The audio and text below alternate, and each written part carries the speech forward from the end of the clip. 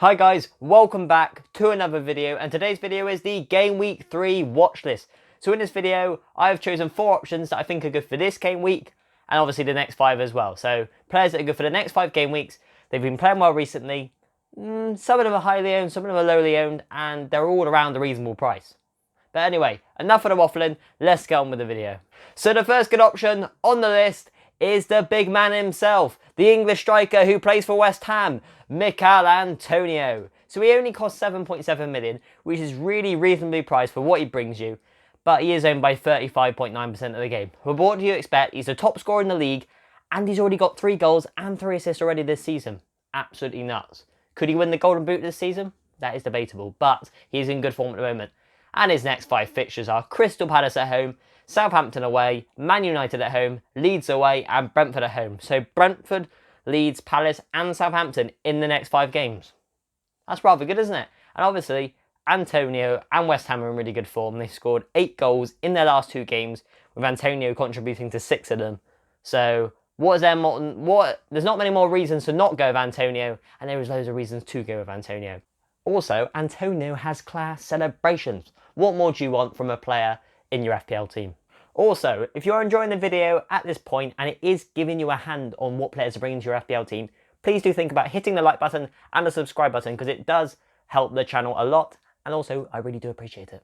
And the next player on the list is Antonio's partner in crime, Said Benrahma. So Benrahma comes in at 6.2 million, so he's a bit cheaper than Antonio, but he hasn't got as many points this season. He's only got 2 goals and 2 assists compared to Antonio's 3 goals and 3 assists. So it's not much of a difference, but obviously it's less. But he is a lot lower owned than Antonio, and he is only owned by 18.6% of the game compared to the 35 with Antonio. Also, the thing is with Benrahma, not many people will pick up on him throughout the season, because Antonio will probably steal the headlines because he will get most of the goals and assists. And also, as Benrahma's a midfielder, he gets 1 more extra point for a goal. So it's a bonus with owning Benrahma. Also, there's only 3 striker options up front and there's 5 midfielder options, so you're more likely to squeeze Benrahma into your team, and obviously he is cheaper as well. And the next player on the list is a captain for his club side. He scored quite a few goals last season from a centre-back position, and that man is called Lewis Dunk. So Lewis Dunk only costs 5 million, so he's cheap as chips, and he's only owned by 5.7% of the game, which is ridiculous. So he's super lowly owned, and he's quite cheap as well. And you may say, why don't you go with Shane Duffy or Adam Webster? Because they're 0.5 or a full £1 million cheaper. A full. So basically £1 million cheaper. Because Duffy comes in around 4.1, and Webster comes in at 4.5. And yes, they may look like the better options on paper, but the thing is with them, they have a rotation risk. When Veltman comes back into the team, one of them is going to be dropped. And obviously, Lewis Dunk isn't going to be dropped because he is the captain of the team. And quite a few times last season, he did get quite a few goals, so he also offers an attacking threat. Plus the fact they kept a clean sheet the other day against Watford, and they were outstanding. And I think Brighton, if they put the balls in the back of the net, because they struggled with that last season, but if they do it this season, I reckon they could get around 10th in the league. I know, it might sound like quite a lot, but their defence is solid, they've got a good midfield, they just need to make sure that attack scores some goals. Also, Lewis Dunk's next 5 fixtures are Everton at home, Brentford away, Leicester at home, Crystal Palace away, and Arsenal at home. And not many of those teams, maybe bar Leicester and Everton, are going to probably put several past Brighton. So Brentford, Palace and Arsenal, no offence to Arsenal, but those teams don't score too many goals. So it does look good there for Brighton and Lewis Dunk. So that's why I think you should bring him into your FPL team. And the next player on the list is a man who didn't do very well on the opening day of the season, but did do well last weekend, scoring against Everton in front of the fans at Ellen Road. And that man is called Rafinha. I love this guy. I really want Liverpool to sign him. He can play on the left, he can play on the right, and he's on corners, and he's on free kicks. Corners and free kicks, that is good for FPL too. And he's got a beautiful left foot and technically gifted, and he creates chances for his team and scores goals as well. And what more do you want in a player, especially for FPL?